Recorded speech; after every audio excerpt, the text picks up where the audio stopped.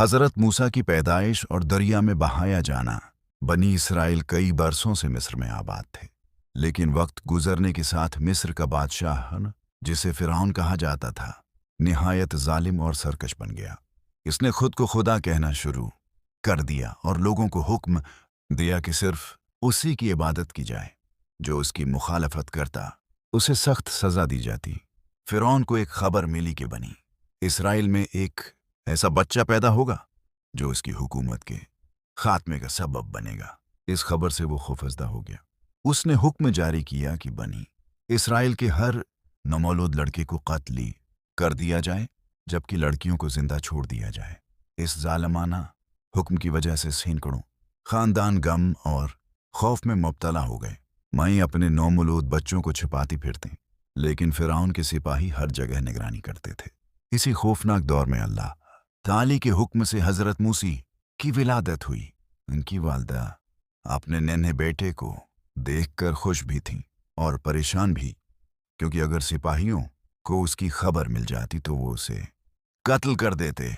इस नाजुक वक्त में अल्लाह ताली ने हज़रत मूसी की वालदा के दिल में इत्मीनान डाला और उन्हें इल्हाम फरमाया कि बच्चे को दूध पिलाओ, और जब उसकी जान का खतरा महसूस हो तो इसे एक मजबूत संदूक में रखकर दरिया के हवाले कर दो। अल्लाह ताली ने वादा फरमाया कि वो बच्चे को दोबारा उनकी तरफ लौटा देगा और उसे अपना बरगज़ीदा रसूल बनाएगा। ये हुक्म बज़ाहिर बहुत मुश्किल था। एक माँ के लिए अपने चंद रोज़ा बच्चे को दरिया में बहा देना नाकाबिल तसव्वुर था, लेकिन अल्लाह के वदे पर कामिल यकीन रखते हुए उन्होंने हिम्मत की। उन्होंने एक मजबूत संदूक तैयार किया, उसमें नरम कपड़े बिछाए, अपने लखते जगर को मोहब्बत से रखा। आंखों में आंसू थे, दिल दाह से भरा हुआ था, और फिर संदूक को खामोशी से दरियाए नील के पानी के स्पर्द कर दिया। संदूक लहरों पर तैरता हुआ आगे बढ़ने लगा, जबकि हज़रत मूसी की वालदिया बेबसी के आलम में उसे दूर जाता देखती रहीं। इन्हें सिर्फ एक ही सहारा था, अल्लाह का वादा कभी झूठा नहीं होता।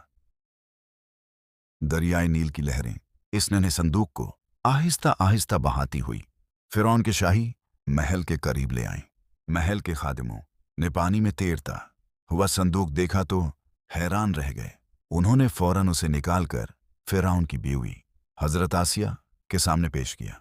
जब संदूक खोला गया तो अंदर एक नहायत खूबसूरत नन्हा बच्चा मुस्कुरा रहा था। अल्लाह ताली ने हज़रत आसिया के दिल में उस बच्चे की ऐसी मोहब्बत डाल दी कि वो फौरन इससे मानूस हो गई। उन्होंने बच्चे को गोद में लिया तो उनकी आंखों में शफकत भर आई। इसी दौरान फ़िरौन भी वहां पहुंच गया। इसने जब सुना कि ये बनी इसराइल का बच्चा हो सकता है तो उसने उसे कत्ल करने का इरादा किया, मगर हज़रत आसिया ने निहायत मोहब्बत से कहा, इस बच्चे को कत्ल न करें। दरियाए नील की लहरें इस नन्हे संदूक को आहिस्ता आहिस्ता बहाती हुई फ़िरौन के शाही महल के करीब ले आईं। महल के खादिमों ने पानी में तैरता हुआ संदूक देखा तो हैरान रह गए। उन्होंने फौरन उसे निकालकर फ़िरौन की बीवी हज़रत आसिया के सामने पेश किया। जब संदूक खोला गया तो अंदर एक नहायत खूबसूरत नन्हा बच्चा मुस्कुरा रहा था। अल्लाह ताली ने हज़रत आसिया के दिल में उस बच्चे की ऐसी मोहब्बत डाल दी कि वो फौरन इससे मानूस हो गई। उन्होंने बच्चे को गोद में लिया तो उनकी आंखों में शफकत भर आई। इसी दौरान फ़िरौन भी वहां पहुंच गया। इसने जब सुना कि ये बनी इसराइल का बच्चा हो सकता है तो उसने उसे कत्ल करने का इरादा किया, मगर हज़रत आसिया ने निहायत मोहब्बत से कहा, इस बच्चे को कत्ल न करें। मुमकिन है ये हमारे लिए आंखों की ठंडक बन जाए या हम उसे अपना बेटा बना लें।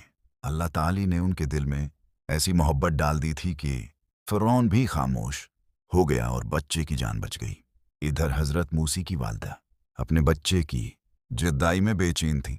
इनका दिल हर वक्त उसी फिक्र में रहता था कि न जाने इनके लखते जगर का क्या हाल होगा, लेकिन उन्हें अल्लाह के उस वादे पर यकीन था कि वो उनके बेटे को वापस लौटा देगा। महल में हज़रत मूसी के लिए दूध पिलाने वाली कई औरतें बुलाई गईं, मगर अल्लाह के हुक्म से हज़रत मूसी ने किसी का दूध कबूल न किया। सब लोग परेशान हो गए कि अब इस बच्चे की परवरिश कैसे होगी। इसी दौरान हज़रत मूसी की बहन, जो दौर से संदूक का पीछा कर रही थी, मौके देखकर आगे बढ़ें और बोलें, क्या मैं आपको ऐसे घर वालों का पता बताऊं जो इस बच्चे की अच्छी परवरिश भी करें गे और पूरी मोहब्बत से उसकी देख भाल भी करेंगे। सबने फौरन उनकी बात मान ली, क्योंकि उन्हें बच्चे के लिए किसी काबिल दाया की जरूरत थी। यूं अल्लाह ताली की तदबीर आहिस्ता आहिस्ता पूरी होने लगी, और वो वक्त करीब आ गया जब हजरत मूसी दोबारा अपनी वालिदा की आगोश में आने वाले थे।